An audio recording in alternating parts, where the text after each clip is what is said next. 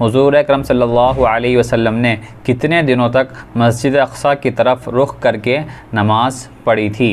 अल्हम्दुलिल्लाहि वहदा वस्सलातु वस्सलामु अला मन ला नबिय्य बअदा अम्मा बाद। मस्जिद अक़सा वो तारीख़ी और अज़मत वाली मुक़द्दस जगह है जिसके बारे में अल्लाह तबारक व तआला ने सूरह बनी इसराइल की पहली आयत में इरशाद फरमाया है, सुबहानल्लज़ी अस्रा बिअब्दिही लैलन मिनल मस्जिदिल हराम इलल मस्जिदिल अक़सा अल्लज़ी बारकना हौला।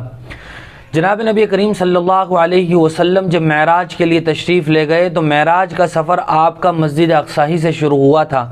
ये बाबरकत जगह है और मुल्क शाम जिस जगह ये वाक़ है यानी फ़लस्तीन में, पहले मुल्क शाम एक ही था जिसमें फ़लस्तीन भी, लबनान भी, उर्दुन भी और आज का सीरिया भी शामिल था, लेकिन बाद में अरब हुक्मरान ने अपनी हुकूमत के चक्कर में इस पूरे शाम के 4 टुकड़े कर दिए थे और यही क़िबले अव्वल भी है।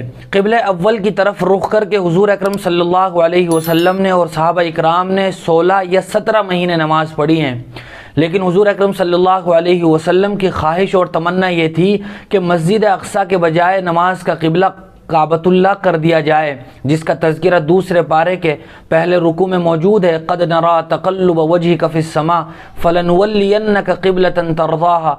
ये पूरी इसमें तफसील मौजूद है। बाद में अल्लाह तबारक व तआला ने जनाब नबी करीम सल्लल्लाहु अलैहि वसल्लम की चाहत के मुताबिक क़िबला ये बैतुल्लाह ही को करार दे दिया था।